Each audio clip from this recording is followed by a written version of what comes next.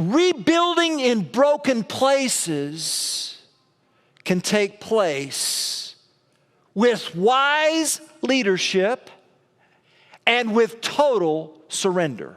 Wise leadership takes a nap. Wise leadership does your homework. Wise leadership uses we, not I. And wise leadership expects opposition. That's verses 11 through 20. On his arrival, verse 11 says that he stayed in Jerusalem 3 days. Nehemiah practiced rest. Now, it doesn't sound like a very important detail, but believe me, it is. When you read Nehemiah, especially when you get to chapter 13, you will hear his passion for Sabbath rest. And Nehemiah is going to be plenty busy in the upcoming days. And the Sabbath rest reminds him and us that God can be trusted. Do you believe that? Do we believe that? Can we trust that God will make up for lost work on one day by blessing us the other 6 days? Can we trust that this burden that we're carrying is not ours to carry alone? Nehemiah exercises wise leadership by resting. Take a nap, we read, and then do your homework. That's verses 12 and following. So after Nehemiah got up from his rest, he mounted a donkey or a mule with a few helpers, and by moonlight they quietly inspected the city walls. Nehemiah's just doing his homework. Before he goes public, before he invites Israel to rebuild, before he finalizes the supply list, and before he labors with the people to begin a new chapter, Nehemiah has to personally, with his own eyes, study the situation. There's nothing fancy about this. Just do your homework. Be prepared. Know your material. Nehemiah had the humility to acknowledge what he did not know and then go on a fact-finding mission for the best solutions. Take a nap. Do your homework. And then, and only then, did Nehemiah speak publicly to the community at large. That's verse 17. First words out of his mouth. First words. You can see what trouble we are in. So use we, not I.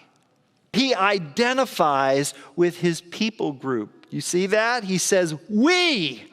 Nehemiah comes not as an envoy of the Persian Empire, but as a brother.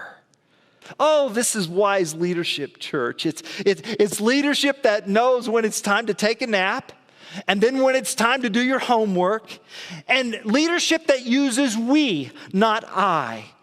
And it's leadership that expects, anticipates pushback. And that's verse 19. Whenever the people of God do the work of God, there will always be enemies of God.